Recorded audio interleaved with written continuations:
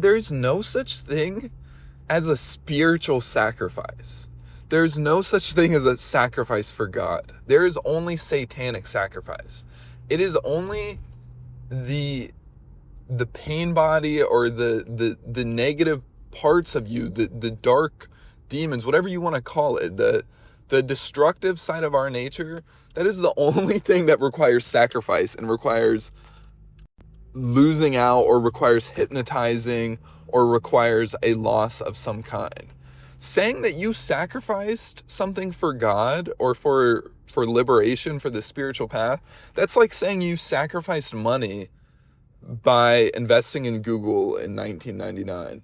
That's not a sacrifice. That's a wise investment. Like, that's an extremely profitable investment. That's what going this way is. Like, you don't lose anything.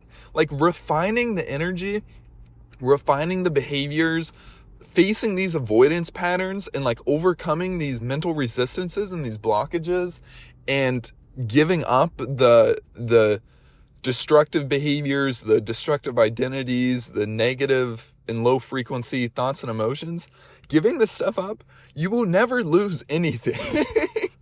And you can always go back to that. And most people are familiar with that. Most people who are on the spiritual path have had moments of deep liberation and deep freedom, but then there's so little clarity on the mechanics of what's going on and the architecture of what's going on. Nobody is laying that out except for David, really. David is the only one laying that out. But so they get pulled back into it, and into the invitations, into the personal mode, and into the suffering. But yeah, so everyone is very familiar with that. Like, you're not losing anything by going this way. You can always go back to the trap. You can always go back to the mind. You can always go back to the personal mode. That's not going anywhere. This idea that like Tony Parsons or these guys are selling, that it's like poof, one day the person disappears. It's not like that. It will never happen like that. It's a gradual unwinding and sliding scale. And the more you go towards freedom, you always have the ability to go back to contraction. That's the whole thing. This path is about freedom, refining and expanding the energy and giving up the lower frequencies. It's about moving towards freedom. And it's like God or the angels, or you could even just think of it as the sun. The sun will never try to sell anything to you. It will never try to convince you of anything. It never tries to, like, in a way, it doesn't really care what you do, but it's not in like a negative way. It's actually in an unconditionally loving way. The sun and God is actually impersonal.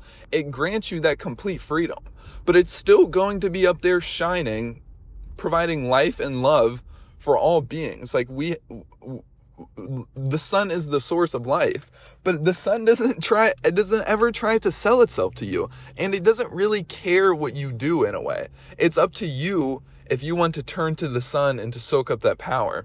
And that's what moving towards God is. There's no such thing as a spiritual sacrifice. You don't lose anything going this way. The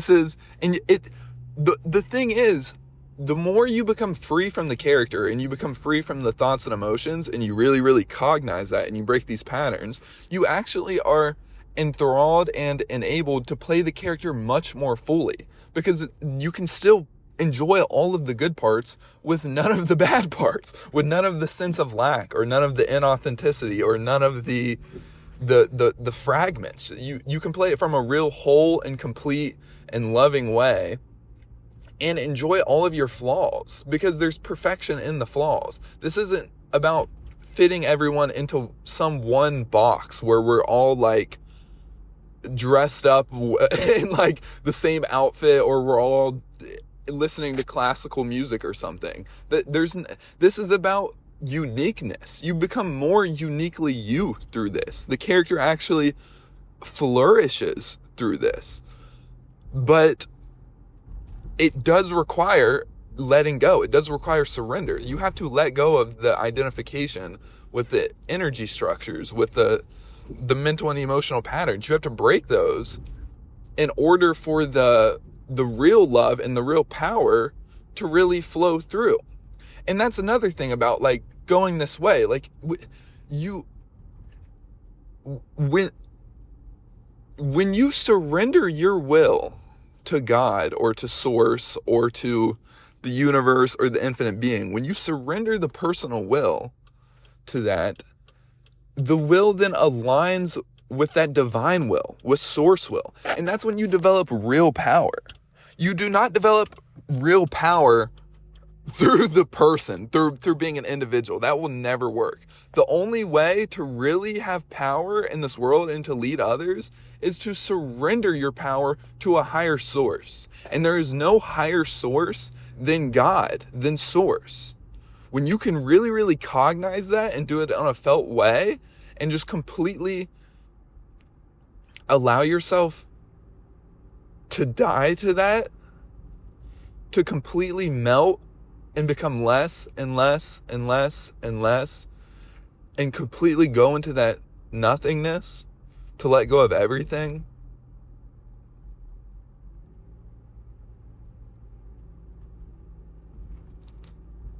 That's where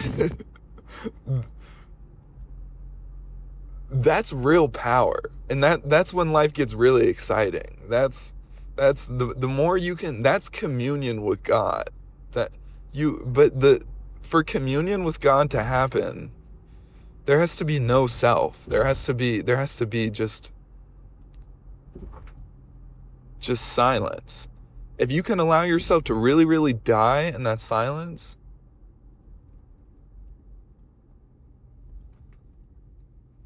that's the entire purpose of life.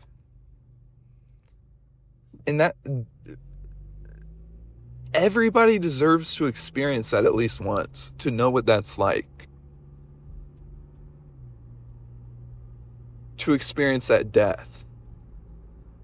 Because there's no death. That is the lifting of the veil and the merging with the Father. And then you can actually, you are the creation, and a creation lives and moves through you.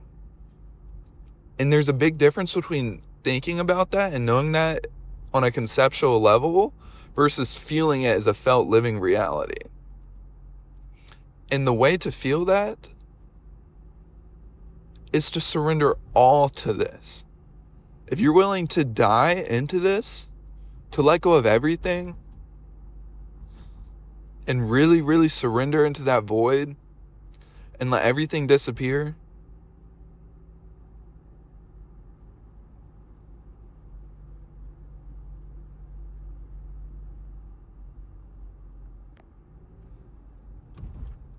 that's where there's no words for that place. There's no words for that.